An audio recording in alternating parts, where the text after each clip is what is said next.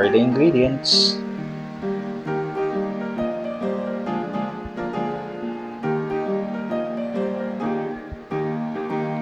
First, we have to combine the all-purpose flour, cocoa powder, salt, baking soda, and baking powder.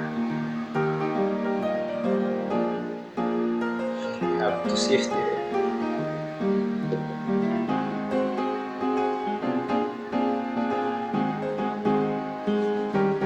Then combine the white sugar, brown sugar, and then our instant coffee. Mix all together our dry ingredients.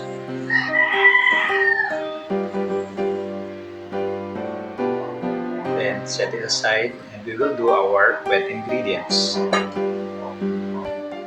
For our wet ingredients, we need the egg, our oil,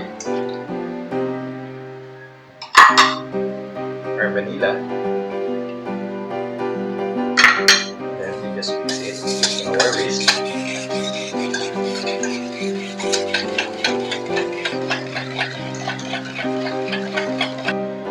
Then we add our buttermilk.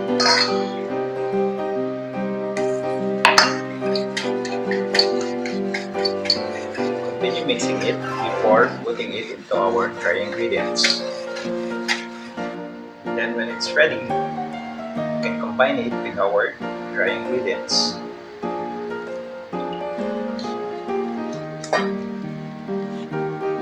You just have to mix it using our wire whisk.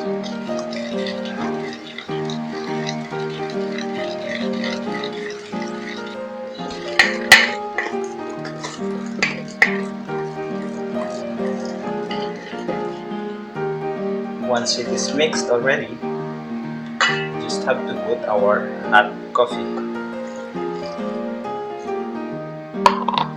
Then mix it again.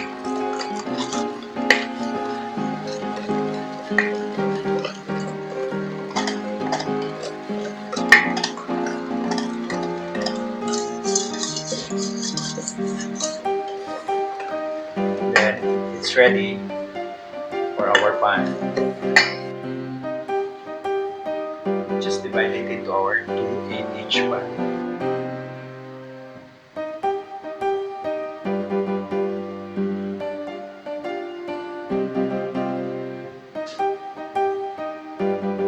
Now it's time to put in our oven.